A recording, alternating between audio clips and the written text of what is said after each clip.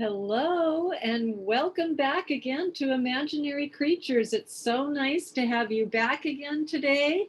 I really enjoyed seeing your cats last week. Some of you did beautiful cheetahs in remembrance of Freya and her cats that she had that pulled her chariot right across the sky. And what a beautiful picture that was last week with our story with Freya and Loki. Remember our story with Loki and how he had his horse and pretended actually that he was Sleipnir, and how he tricked the rock god into going ahead and building that wall.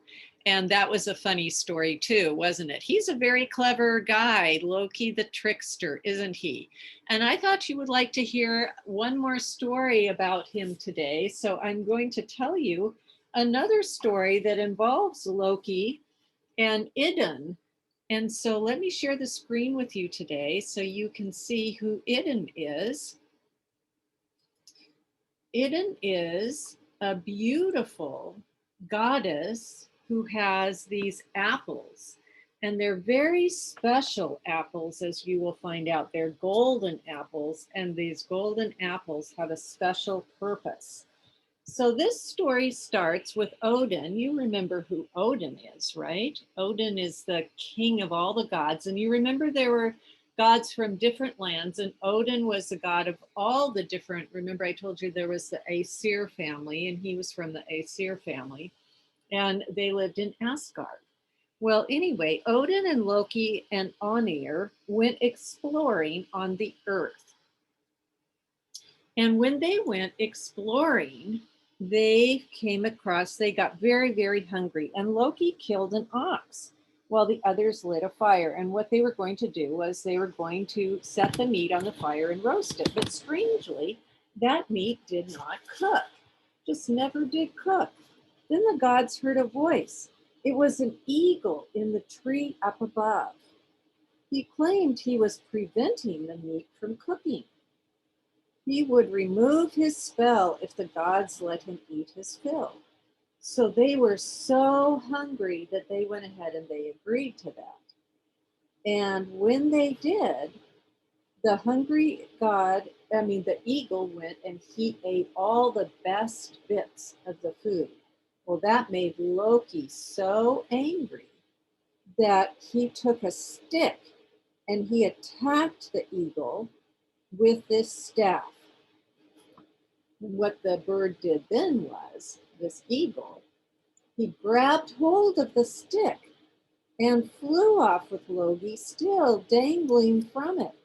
Loki tried to let go, but he was held by magic.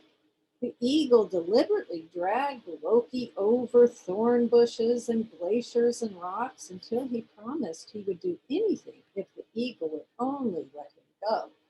So he was really giving him a hard time, swooping down over these rocks and over thorn bushes, bumping along and making him awfully miserable just so he would get to the point of promising, I'll do anything if you will just let me down. Loki made that promise to lure the goddess. So Loki promised he would do anything if only he would let him go. So Loki was made to promise to lure the goddess Idun and her golden apples out of Asgard sometime in the next 7 days. The golden apples, remember I told you about those golden apples and told you there was something special about them. Well, here it is.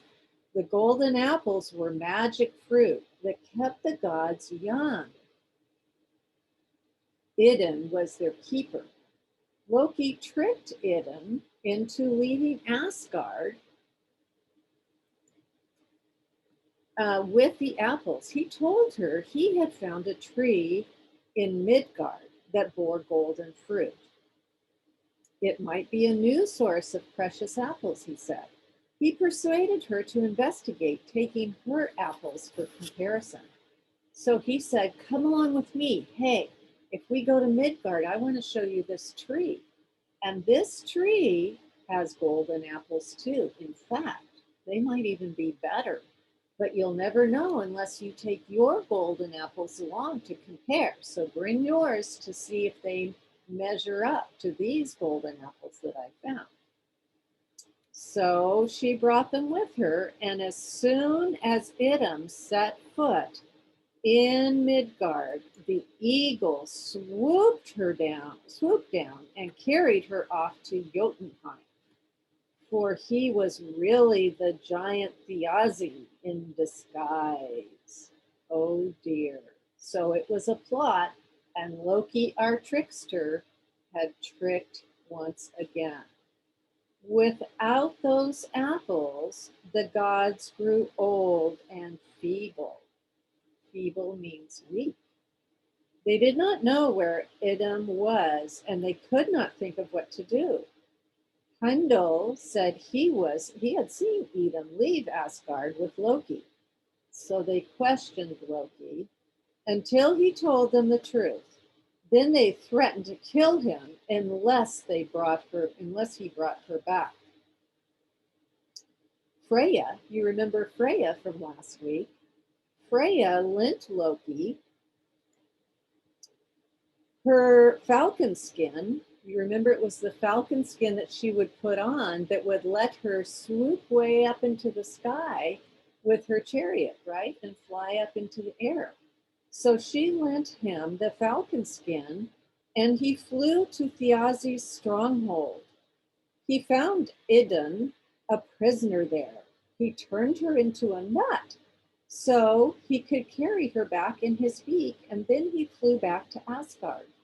Thiazi saw her escape, and he gave chase in his eagle disguise. The gods had lit fires to guide Loki, and he flew safely over the walls to Asgard. Here's a picture of Asgard. Thiazi plunged after him, but in his haste, he singed his wings and fell to earth because they had lit the way, kind of like this, kind of like a runway. They had made it with fires. And so he singed his wings, and that made him fall to earth. And when he did that, he died. The gods soon finished him off in spite of the fact they were weak and in an aged state. Loki restored Idun to her proper shape, so she turned back into who she was before, and her golden apples soon revived all of the gods. Thiazi's daughter, Skadi, came to Asgard seeking compensation for her father's death. So she said, hey, you need to pay me back for killing my father. What are you going to do? The gods offered her one of themselves as a husband, but they said she must choose from their feet only. So they said, all we're going to let you do is look at our feet. That's kind of a funny way to pick, isn't it? So she picked the shapeliest pair. That means the pair she thought were the most attractive feet, hoping they were Baldur's. They proved to be Njord's, which did not please Skadi, and she was appeased in the end because Odin placed her father's eyes in the sky as stars and gave her the gift of laughter to cheer her up. Oh, I guess I put that a little bit out of order. So there she is marrying Njord.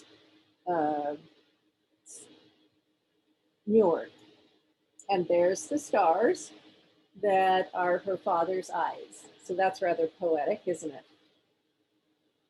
And the gift of laughter to cheer her up. So I liked that story. So Idun, and sometimes Idun has two N's on the end of it quite often, is the goddess of immortality. Those apples gave them strength and life, and they didn't ever grow old when they ate those golden apples. It keeps them youthful forever. That's why those apples were so important. And the biggest part of the story deals with the giant who came and with Loki's trickster help stole those apples, causing the gods to wither. Wither means they kind of shrunk up and got old and frail, which is why that Loki needed to get out of trouble once again and go back and fix what he had caused this problem in the first place, and go back and if he wanted to get out of trouble, he needed to go and fix the problem and get Idun back and get those apples back. So he got himself out of trouble again. And again, we see that the giants are on one side and the gods are on the other side, and they are enemies of each other, and they're always trying to one up each other in the Norse mythology. So I hope you liked that story today.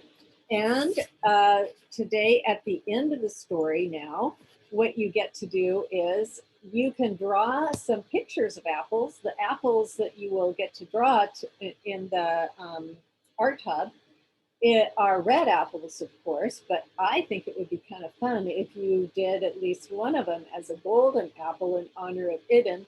And as a bonus, you also get to, for fun, learn how to draw a worm next to them, which I think will be really a fun thing to do on top of that. So as always, the links will be down below, and then post your apples if you draw them. I'd love to see them, and I think everybody would like to see them. I hope you had a great vacation now that we're back, and you could also post something fun that you did during vacation. If you want to do that too, you can share that as well. So welcome back, and let's hope to see your apples. See you later.